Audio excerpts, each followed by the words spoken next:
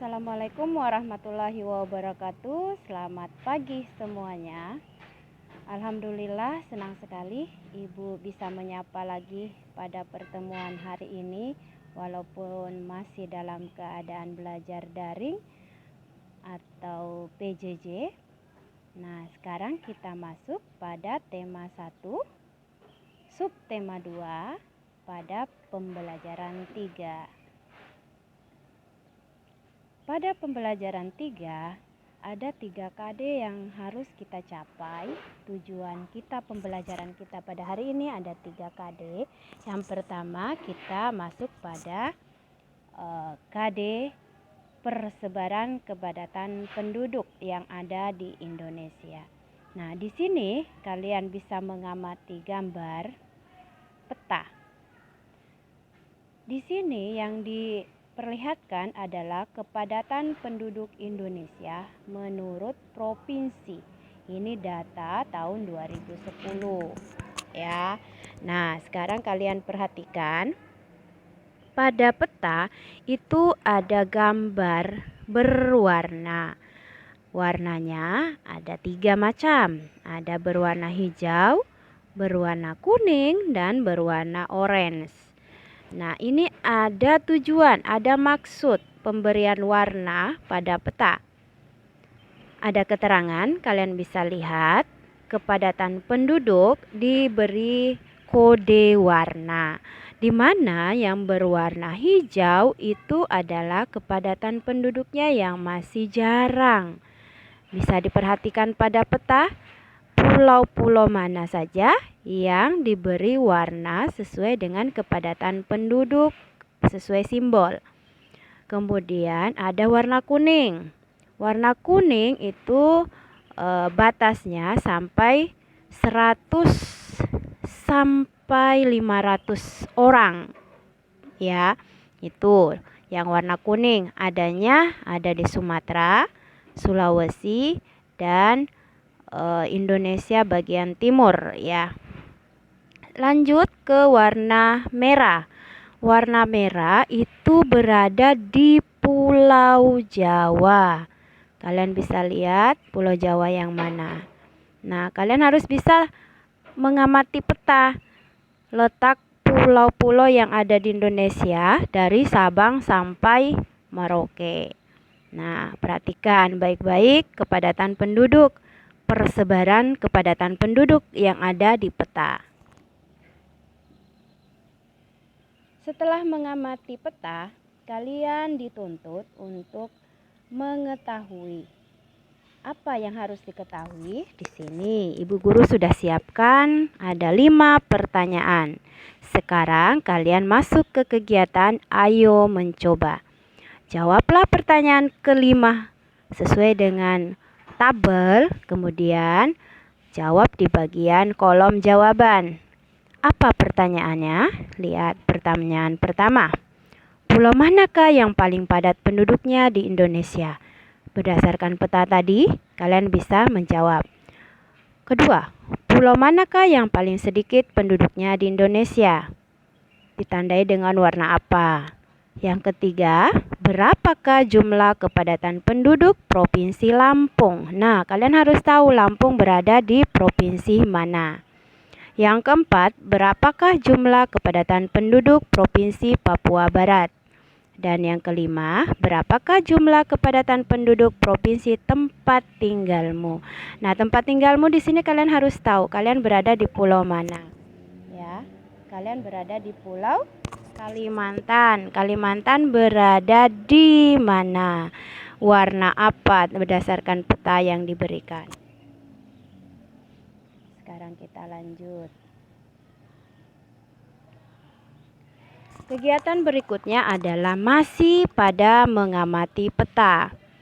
Tetapi di sini yang kalian amati adalah persebaran suku-suku bangsa yang ada di Indonesia. Kalau tadi kalian mengamati persebaran kepadatan penduduk. Sekarang kalian mengamati persebaran suku-suku bangsa yang ada di Indonesia. Nah, apa perbedaan peta yang pertama tadi dengan peta yang sekarang? Dilihat dari segi warna. Nah, peta yang tadi hanya beberapa warna yang tergambar pada peta. Ada 3 warna. Nah, sekarang persebaran suku-suku bangsa diwarnai oleh berbagai macam warna dari Pulau Sabang sampai Merauke. Ya, berbagai macam warna. Berarti persebaran suku-suku bangsa yang ada di Indonesia itu beraneka ragam, bermacam-macam dan banyak sekali. Ditandai dengan berbagai warna yang ada pada peta yang kalian amati. Ya, berarti itulah kekayaan yang ada di Indonesia. Salah satunya yang harus kita syukuri adalah keragaman suku-suku bangsa yang ada di Indonesia dari Sabang sampai Merauke. Ya. Nah, setelah mengamati peta, kegiatan kita adalah ayo berlatih. Amati gambar. Ada gambar peta, kemudian ada gambar pakaian tradisional. Tugas kalian di sini adalah mencocokkan dengan cara menarik garis dari peta ke bagian gambar pakaian tradisional berdasarkan suku-suku bangsa yang ada di Indonesia. Ya, seperti itu. Jadi dicocokkan, dipasangkan.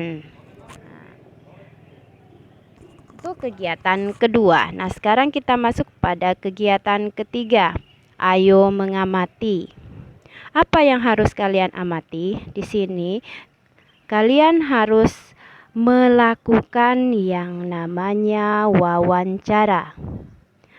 Kegiatan wawancara sudah pernah kalian lakukan di kelas 4. Sekarang kita melakukan lagi di kelas 5. Nah, sudah tahu bahwa kegiatan wawancara itu apa? Kegiatan wawancara itu adalah kegiatan tanya jawab untuk mencapai atau mendapatkan informasi.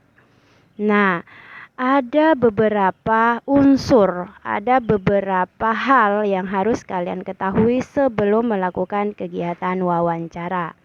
Nah, sebelumnya Ibu Guru mau mengingatkan bahwa kegiatan wawancara itu ada yang namanya pewawancara atau penanya. Kemudian ada juga yang ditanya. Yang ditanya itu disebut narasumber. Ya, yang memberikan informasi itu adalah narasumber. Nah, apa aja hal yang harus dipersiapkan sebelum melakukan wawancara? Ada 5 hal. Yang pertama, tentukan tempat dan waktu wawancara. Yang kedua, tentukan korespondensinya. Yang ketiga, tentukan tugas masing-masing anggota. Yang keempat, siapkan peralatan. Dan yang kelima, susunlah pertanyaan-pertanyaan dengan baik. Nah, 5 hal yang harus kalian siapkan sebelum melakukan wawancara. Nah, di sini tugas kalian adalah mewawancarai siapa aja deh yang ada di rumah. Orang tua, keluarga, saudara, atau tetangga boleh juga. Apa kegiatan yang akan kalian lakukan? Perhatikan, sini ada tabel. Judulnya Desaku yang Kaya.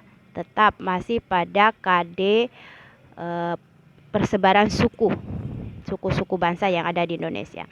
Ada 2 hal yang harus kalian garis bawahi, yaitu yang pertama fisik. Apa sih yang bagian-bagian fisik? Itu kita lihat di sini. Kalian harus mengetahui, mencari informasi luas tempat tinggal kalian. Berapa sih luasnya? Nah, kemudian batas-batasnya. Kemudian kondisi alam yang ada di sekitar rumah kalian. Tuh, yang kalian harus tahu. Itu dalam bentuk fisik. Yang kedua, yang non-fisik. Apa sih yang non-fisik? Yang pertama, kalian harus tahu, mencari tahu agama penduduk yang ada di sekitar rumah kalian. Yang kedua, suku bangsa. Suku bangsa apa aja yang ada di sekitar tempat tinggal kalian. Kemudian, tingkat ekonomi penduduk. Tingkat ekonomi penduduk di sini maksudnya adalah misalnya ada yang ekonominya menengah ke bawah atau ekonomi menengah ke atas. Selanjutnya, yang keempat adalah tingkat pendidikan penduduk. Sudah tahu kan tingkat pendidikan penduduk? Apakah hanya tamat SD, SMP, SMA atau habis kuliah S1 seperti itu. Nah, itu tugas untuk yang kegiatan ketiga yaitu wawancara. Nah, Ibu rasa pembelajaran kita hari ini sampai di sini. Semoga bermanfaat. Jadikan manfaatnya itu sebagai pelajaran. Ibu mengingatkan jangan lupa tetap mematuhi protokol kesehatan dimanapun berada. Tetap jaga kesehatan. Semangat belajarnya. Terima kasih. Assalamualaikum warahmatullahi wabarakatuh. Selamat pagi.